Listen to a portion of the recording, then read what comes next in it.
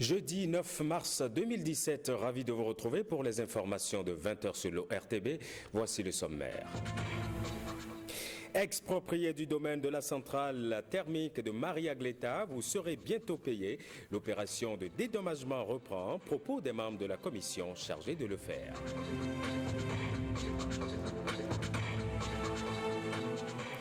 Les femmes battues, vous en avez déjà entendu parler, mais savez-vous qu'il existe aussi d'hommes battus et violentés par les femmes? Dans ce journal, un magazine s'intéresse au sujet.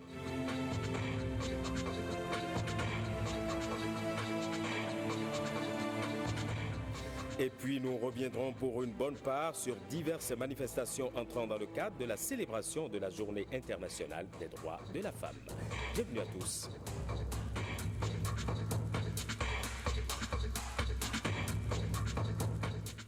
Bien bonsoir, nous démarrons ce soir par du football, la deuxième demi-finale de la Coupe d'Afrique de football des moins de 20 ans. Le verdict est tombé, le Sénégal se qualifie face à la Guinée-Conakry. Score final du match, 1-0. Gabriel Afouda, bonsoir. Bonsoir Serge. Alors, que peut-on retenir de cette rencontre qui vient de s'achever? Oui, on retient 90 minutes d'un match comme dans un salon où il n'y avait pas eu d'engagement réel. Les Sénégalais se sont contentés de faire l'essentiel et dès qu'ils ont inscrit le but à la 13e minute, on a rangé les clics et les claques, on a fermé le camp, on a refusé de jouer et les Guinéens, comme ils n'étaient pas dans leur meilleure forme, n'ont pas pu revenir à la marque. Alors, la finale va opposer le Sénégal maintenant à quel pays? Oui, au pays organisateur qui a éliminé bien sûr l'Afrique du Sud hier sur le même score, 1-0. Et déjà le samedi, la veille, donc il y aura le match de la 3e place qui va opposer donc les deux perdants. Il s'agit bien sûr de l'Afrique du Sud et de la Guinée-Conakry. Alors, on retient que le match, c'est pour quand? C'est pour dimanche la finale, à partir de 15h. On est déjà sur le plateau ici et tous les Béninois pourront vivre en direct cette finale-là. Même déjà le match de la 3e place sera assuré. Vous savez très bien, on est toujours au rendez-vous. Exactement. Gabriel Afouda, merci beaucoup. Merci Serge. Ouais. Il faut environ 20 hectares pour construire la centrale thermique de Maria-Gleta. L'opération de dédommagement des expropriés du domaine suspendu pour diverses raisons va reprendre. Les membres de la commission chargée du projet ont formellement annoncé la reprise de l'opération de paiement. C'était à l'Agence nationale du domaine et du foncier. Patrick Benou, Jean-Claude James. Ils font partie des 310 propriétaires déjà dédommagés sur les 395 concernés par la construction de la centrale thermique de Maria-Gleta 2. Mais un arrêt a été observé dans le paiement pour plusieurs raisons. Il s'agit de 52 personnes déjà enregistrées dont les dossiers comportaient un certain nombre d'imperfections. Et donc il était nécessaire que la commission d'indemnisation, d'évaluation et d'indemnisation puissent se réunir et traiter ces cas afin de les vider. Aujourd'hui, c'est chose faite et le paiement pourrait se poursuivre. Au nom du gouvernement, je voudrais rassurer les populations et leur dire que les ressources sont disponibles pour pouvoir les payer. C'est vrai que les agendas ne sont pas forcément les mêmes, les populations sont très pressées. Et dans le même temps, il faut s'assurer de la sécurité des opérations en cours. C'est toutes choses qui font qu'elles ont l'impression qu'on accuse du retard ou qu'elles sont laissées pour compte. Le paiement reprend et sera bouclé à la fin de ce mois de mars. Mais 33 expropriés sont toujours attendus. Et nous profitons de ce canal pour inviter ces 33 personnes propriétaires de parcelles à venir très rapidement faire les formalités d'enregistrement auprès de l'Agence nationale des domaines et du foncier pour que nous puissions procéder à leur paiement. Il faut rappeler que les expropriés déjà dédommagés sont priés de libérer le domaine pour la construction de cette centrale car l'autonomisation énergétique devient une urgence. Quels sont les principes, règles et méthodes à observer dans la préparation des décrets, textes et lois? Le Bénin prépare son guide légistique. Des cadres de l'administration publique passent au peigne fin le prédocument. C'est en vue de sa validation à la fin de leurs travaux. Plus de détails avec Ghislain Pouguet et Jules Akoyikou. Le document qui focalise l'attention de ces cadres venus de différents secteurs de l'administration est appelé guide légistique. Le guide légistique, qu'est-ce que c'est? C'est un document qui est destiné à rassembler l'ensemble des règles qui gouvernent comment on fait la loi dans notre pays, comment on fait les décrets dans notre pays, comment on fait les arrêtés dans notre pays.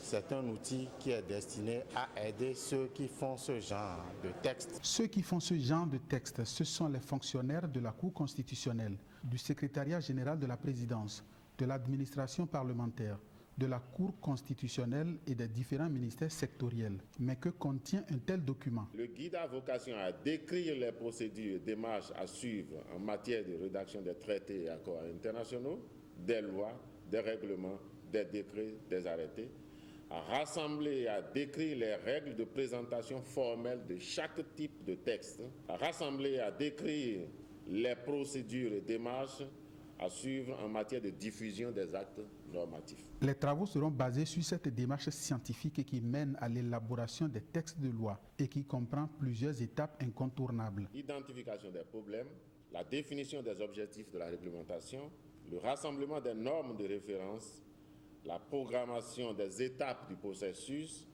le respect de règles formelles de rédaction. À l'issue des travaux, ces hommes de loi auront mis au point un document de base pour faire mieux que par le passé des textes et des lois qui répondent aux besoins de l'administration publique et de la société.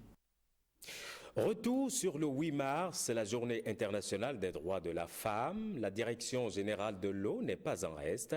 Là-bas, la méthode trouvée est particulière. C'est à travers un échange de rôles hommes-femmes que l'entreprise a démontré son affection pour la gente féminine. Reportage Précieuse Akwehanou, Alexis Kenom. Des hommes en tablier. Ils se dressent derrière ces marmites. L'ambiance basse sont pleins. Ici, à la Direction générale de l'eau, on a une façon spéciale de célébrer la femme. Ce jour, nous avons voulu démontrer à nos collègues femmes que nous pouvons aussi se mettre à leur service. Et c'est pourquoi vous nous voyez en tablier. Nous avons fait, depuis le matin, on a servi le petit déjeuner. Une occasion pour mettre l'accent sur l'égalité du genre. Enfant, c'est enfant. L'hygiène à travers le lavage des mains, le harcèlement sexuel n'ont pas été du reste. Des manifestations qui ont connu le soutien de la GIZ, la coopération allemande. POSEA, c'est le programme eau, hygiène et assainissement au Bénin. Et c'est aussi un des 3 axes prioritaires de la coopération allemande pour le Bénin. C'est eau, c'est la décentralisation et c'est l'agriculture. Un moment de détente et d'information apprécié par toutes les participantes. C'était juste super. C'était une joie, une parfaite joie pour nous tous de voir nos hommes en train de nous servir. Toutes les journées sont celles de la femme. Qu'on n'attende pas le 8 mars, fait plaisir à sa femme. Si on peut renouveler ça, ce sera bien. Le 8 mars, au-delà d'une journée de réjouissance, est désormais pour toutes ces femmes une journée de réflexion. À la Société béninoise d'énergie électrique, les femmes ont préféré une conférence-débat pour célébrer la Journée internationale des droits de la femme. Thème principal, le leadership féminin à la SBEE. Reportage Ghislain Poguet. Spéciale journée internationale à la Société béninoise d'énergie électrique SB2E. Loin des réjouissances populaires autrefois de mise, l'Association des femmes agents de la SB2E a réuni ses membres autour d'une même table. L'objectif est de réfléchir sur le leadership féminin au sein de l'entreprise. Elle recherche des stratégies et moyens pour se faire valoriser à leur poste de travail afin de répondre aux exigences du Millennium Challenge et compte. Edwige Adorinzin, directrice des ressources humaines, se réjouit de voir les femmes occuper des postes de responsabilité de plus en plus élevés à la SB2E. Le directeur général, quant à lui, reconnaît à la femme des qualités exceptionnelles et inégalables.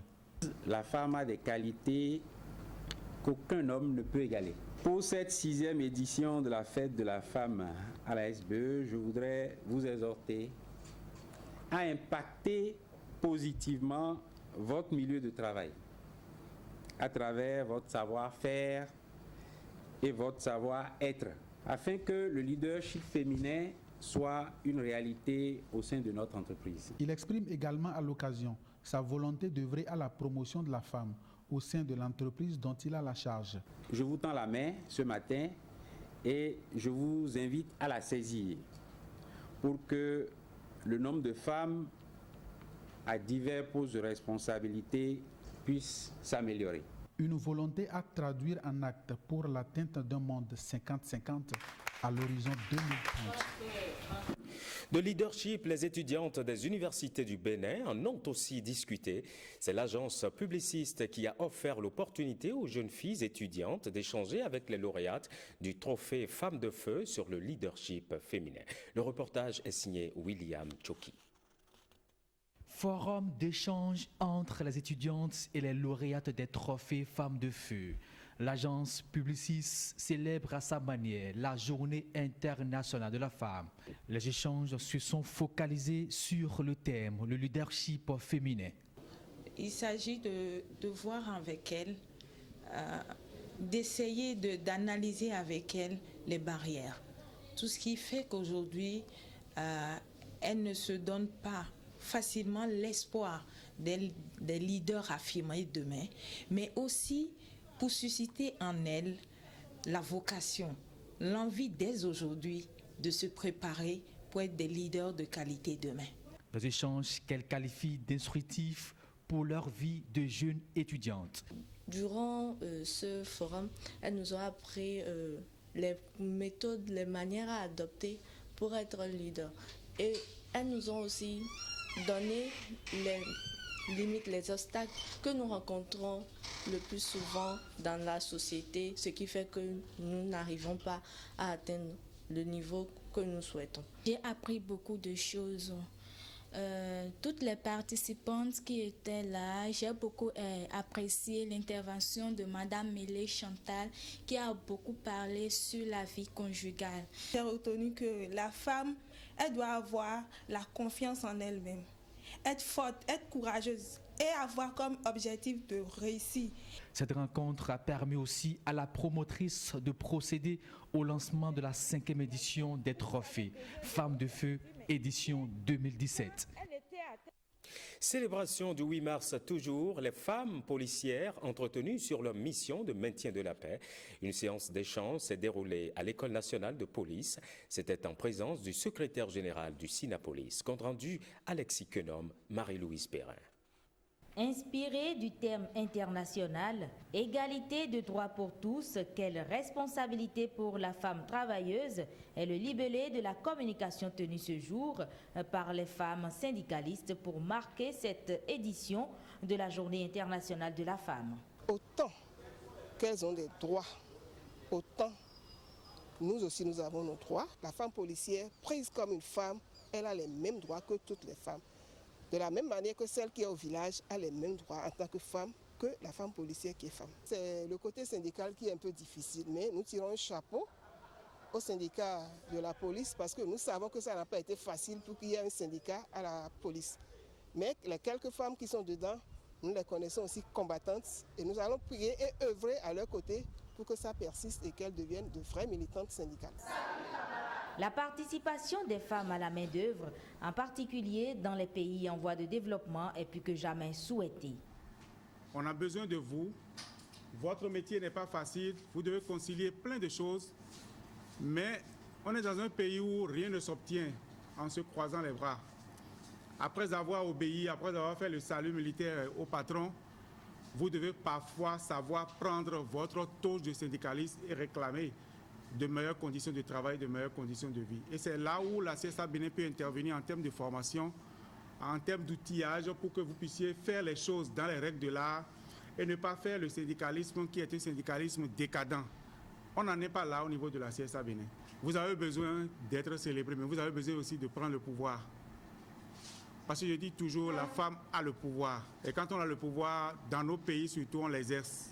On ne pleurniche pas. Même quand le pouvoir, on vous le jette par terre, vous le ramassez, vous l'exercez. Apprenons donc à exercer le pouvoir pour l'amélioration des conditions de vie de la femme et surtout la paix dans le monde, parce que ce n'est pas à vous que nous pouvons obtenir tout cela. C'est de cette façon que les syndicalistes à leur niveau veulent œuvrer pour que l'égalité de droits pour tous soit une réalité. Les femmes de la société Fludor Bénin ont elles aussi célébré le 8 mars. Elles ont, pour la circonstance, fait don de vivre à l'orphelinat Sainte-Famille de Djefa. Huguette Rondello pour le compte-rendu. C'est à l'orphelinat Sainte-Famille de Djefa que les femmes de la société Fludor Bénin ont célébré le 8 mars. Une manière pour elles de contribuer à l'amélioration des conditions de vie des enfants. Avec un thème directement lié au monde du travail, les femmes employées dans la société Fludor ne pouvaient pas rester en marge de cette journée. Nous avons amené 120 litres d'huile Fludor, bien sûr, mais aussi 700 kg de riz, 10 cartons de macaroni et de spaghettis, des cartons de lait, de sucre, 120 kg de maïs et une dizaine de cartons de savon Palminda. Je voudrais ici, au nom de M. Roland Ribou, notre président directeur général, et au nom de toutes les femmes de la société Fludor, féliciter les acteurs des différentes équipes qui travaillent tous les jours au bon fonctionnement de l'orphelinat. Après avoir remercié les donatrices du jour, le responsable de l'orphelinat a présenté l'association dont il est membre. La Caritas franciscaine est une association à but non lucratif dont le but principal est d'accueillir et de prendre en charge les enfants orphelins et autres enfants en diverses situations difficiles et de porter assistance aux veuves. Installée au Bénin il y a environ 20 ans, la société Fludor produit entre autres de l'huile faite à base de graines de coton et de soja. Elle dispose également d'une chaîne de production d'amandes de cajou. Les orphelins de la Sainte-Famille de Djefa ont demandé aux donatrices de répéter souvent ce geste. On en vient à ce sujet sur les violences faites aux hommes. Jusqu'ici, on connaissait les violences faites aux femmes par les hommes, mais de plus en plus, les hommes également en sont victimes et ça n'est pas toujours beau. C'est une enquête menée par Dine Bouraïman et Rachidatou Biomaman. Vous me demandez si je suis victime. Bien sûr que non, je ne suis pas une femme. Peut-être que ça existe, mais je n'ai jamais été victime. Non, jamais. À l'unisson, ils avouent n'avoir jamais été victimes de violences conjugales exercées par une femme. L'idée d'un homme battu, injurié, humilié, maltraité peut sembler peu probable, faire sourire et même susciter des railleries. Et pourtant, la réalité est là, elles existent. La violence à l'égard de l'homme va être beaucoup une violence verbale, une violence morale, une violence psychologique et aussi une violence physique dans une mesure inférieure à la violence verbale, au harcèlement moral. Pour tenter de comprendre les raisons de ce phénomène, nous avons rencontré le psychologue clinicien Michel Mérinto, auteur d'une thèse sur la question. Il y a par exemple la lutte émancipatrice de la femme qui joue pour beaucoup dans les rapports de force au foyer. Il y a le pouvoir économique de la femme. Il y a également son niveau intellectuel. Mais au-delà de ces aspects, il y a que aussi certaines femmes, on ne va pas dire qu'elles sont malades, mais elles traînent des pathologies psychologiques. Je donne l'exemple des masochistes. La femme devient ainsi le bourreau, l'homme son souffre-douleur et très souvent ce dernier n'en parle pas. Venir sur la place publique et dire qu'il est victime de violence de la part de sa femme est une honte pour la société.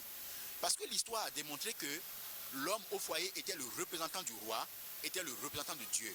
Et donc de surcroît, si tu respectes Dieu, si tu respectes le roi, c'est que tu respectes ton mari dans le foyer. Pour l'enseignant-chercheur, tous les hommes ou presque subissent les violences exercées par des femmes. Pratiquement tous les jours que le bon Dieu fait, dans la vie quotidienne, tous les hommes sont victimes de violences, mais ils ne s'en rendent pas compte qu'ils sont victimes. Parce que si nous considérons la violence psychologique ces manifestations, si nous considérons la violence verbale, ces manifestations, si nous considérons la violence économique, ces manifestations, la violence sexuelle, ces manifestations, et vous interrogez les hommes, ils vous diront qu'ils sont victimes. Bruno Aliamé est soudeur, il nous parle de son expérience. Elle m'insulte, elle me fait tout ce qu'elle veut, mais quand je regarde la Bible, je me tais. Elle me demande quelque chose que je n'ai pas en ce moment. Elle veut ça coûte que coûte. Donc elle me lance des propos malsains. Comme lui, de nombreux hommes en sont victimes. Michel Mérinton nous livre ici quelques cas précis rencontrés lors de ses recherches. Nous sommes rentrés dans une maison pour enquêter l'homme. Et ce jour-là, la femme faisait le bain à son enfant. Et au moment où le mari passait, on entendait la femme dire et la femme parlait à l'enfant, mais indirectement à son mari. Mais le mari l'a su et a attiré notre attention. Il nous a demandé si nous avons entendu ce que sa femme vient de dire. C'est l'exemple de cette femme-là qui, en complicité avec un chef chantier, une maison en construction pour la famille, qui s'entend avec le chef chantier pour détourner les ciments.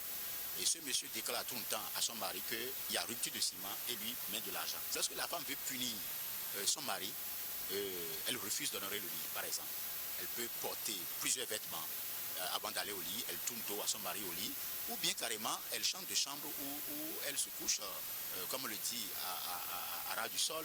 Yvette Adjavon d'Almeida, elle, semble comprendre cette attitude des femmes. Il faut qu'on joue, nous aussi nous disons assez, mais ce n'est pas la bonne manière, mais quand même quand ça arrive là, moi je soutiens quand même. Une violence psychologique n'est pas visible à l'œil nu, d'où un réel traumatisme pour les victimes. On voit d'abord en première ligne la détresse psychologique, l'anxiété, la dépression. Pas d'aide, pas de structure à qui se confier, également pas de loi spécifique à ce sujet.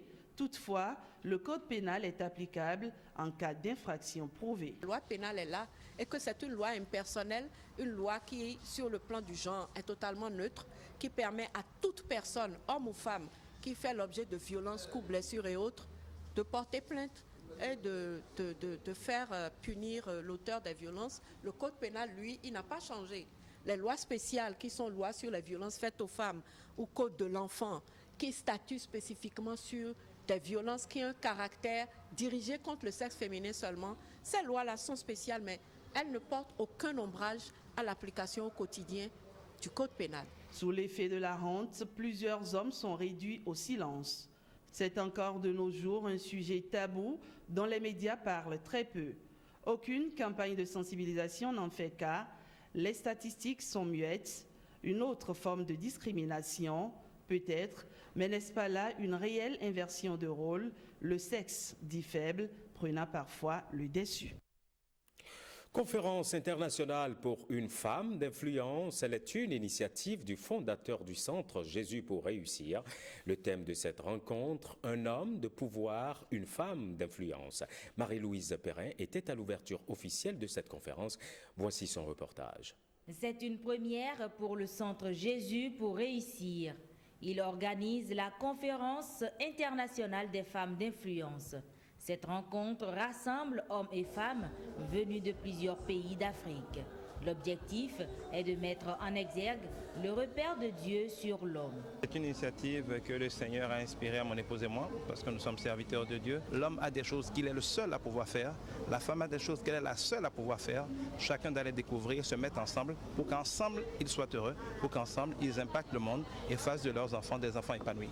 C'est la vision de cette conférence et le 8 mars pouvait être, selon Dieu je crois, la meilleure date pour lancer un peu ce pavé dans la mare et dire... Le thème choisi pour les 4 jours d'échange est un homme de pouvoir, une femme d'influence. La réussite de cette mission passe par un mémorandum qui sera adressé aux institutions. Je crois donc que Dieu a donné de grandes capacités aux femmes et nous voulons espérer que les hommes et les femmes vont marcher désormais ensemble. Nous voulons plaider pour cela, nous allons faire des plaidoyers pour cela, nous allons faire des plaidoyers dans les assemblées nationales, dans les autres institutions internationales. Un site est en train d'être fait en chinois, en français, en anglais, en allemand, en espagnol, parce que nous sommes bien déterminés à porter loin dans le monde la vision de Dieu. Et donc ce mémorandum est une manière de résumer en 30 points quelle est la vision de Dieu. La conférence internationale des femmes d'influence se fera chaque 2 ans. Rendez-vous est donc pris pour 2019.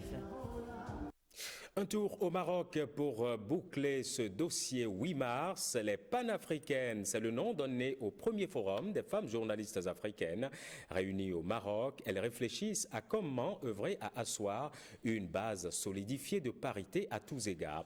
Les travaux se déroulent dans la ville de Marrakech où nous retrouvons nos envoyés spéciaux Jérôme Rungbo et Rosemonde Chiapé.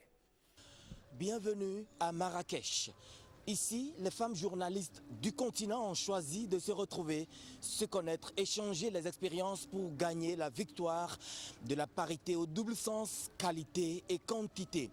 Et cette rencontre qu'elles ont appelée les panafricaines, les travaux se tiennent dans la salle de conférence, ici au Palais des Congrès. Je déclare donc ouvert le premier forum des panafricaines en espérant que ce sera celui des rencontres, que ce sera celui de la réflexion, mais surtout que ce sera celui de l'action concrète. Le décor ainsi planté, les femmes journalistes africaines ont tour à tour présenté leur réalité et échangé autour de ce qui pour elles représente la trame de ce réseau en construction. Un réseau a toujours deux finalités, l'échange et l'action.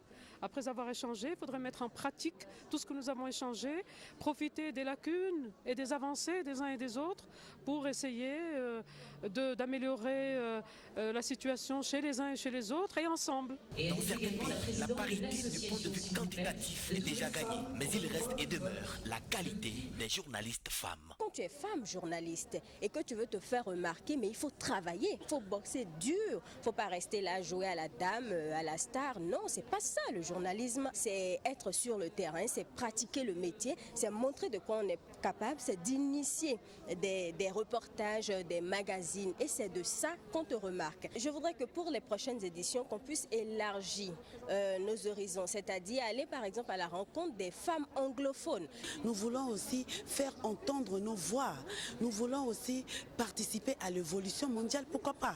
Nous voulons aussi être à la une de toute activité qui font de telle sorte que nous faisons montre de nos capacités. Que ce forum ne soit pas un forum de plus. Qu'en partant d'ici, chaque femme est mieux connue. Ce qui fait ses forces et ses carences. On se dirige vers le métier parce que je suis capable de faire quelque chose. Je suis capable de faire ce que mon confrère fait. Une fois dans une rédaction, lorsqu'il y a des sujets, la femme ne va plus se dire « Oh, moi, je préfère faire un sujet sur la cuisine ». Le forum a été créé pour créer un dialogue entre les femmes. C'est-à-dire qu'aujourd'hui, le forum va se terminer, mais ce n'est pas pour ça qu'on va arrêter de nous voir ou de communiquer. Ce sommet, les panafricaines, vient à une époque où le Maroc déploie actuellement une politique diplomatique à l'endroit de toutes les organisations sous-régionales du continent. L'objectif pour l'État chérifien étant de contribuer à asseoir une Afrique prospère, unie et ouverte à tous les autres continents. Autre volet de l'actualité, le 5 mars dernier, Adrien Oumbédji, actuel président de l'Assemblée nationale du Bénin et président du Parti du Renouveau démocratique, a soufflé ses 75 bougies, un événement que les militants du PRD n'ont pas voulu passer sous silence. Ils ont organisé à cet effet une messe d'action de grâce sur l'une des paroisses de l'église du christianisme céleste à Semepodi. Guillaume Avienou, Brice Rungbo. Des responsables du PRD, le Parti du Renouveau démocratique et des proches collaborateurs du président de l'Assemblée nationale à un culte d'action de grâce. Nous sommes sur la paroisse Saint-Michel-Abigail de l'église du christianisme céleste à Okon, dans la commune de Semepodi, un bastion du PRD. Ils sont tous là pour cette messe demandée par les dirigeants du parti pour célébrer le 75e anniversaire de la naissance du père charismatique du PRD, Maître Adrien Oumbédji, actuel président du parti et actuel président de l'Assemblée nationale du Bénin. Vous êtes présents ici pour partager ensemble avec nous cette joie afin de garder toujours cette flamme allumée pour la gloire de Dieu, le salut du monde. Vous avez répondu massivement présent à notre appel et ce geste témoigne du véritable amour que nous témoignons à l'égard de notre papa, président Maître Adrien Oumbédji. Je vais exhorter les uns et les autres à continuer la prière, à persévérer dans la prière, parce qu'avec la prière et avec la foi, comme vous le savez, nous pourrons déplacer les montagnes. Les vœux de tous ici, c'est de voir le président du PRD encore plus en forme pour ses prochains anniversaires afin d'hisser le parti toujours plus haut. Voilà qui referme cette édition. Merci de l'avoir suivi. Le programme prévoit tout à l'heure à 21h un entretien sur le thème autonomisation socio-économique de la femme. Quel pas vers le développement? Vous suivrez ensuite deux feuilletons. Il s'agit de Les Feux de l'amour et Windec. Prenez le rendez-vous du journal du soir, c'est à 23h, une présentation de Awa Sherif. Cette édition du journal est à retrouver sur notre plateforme, le www.ortb.bj. Merci pour votre fidélité.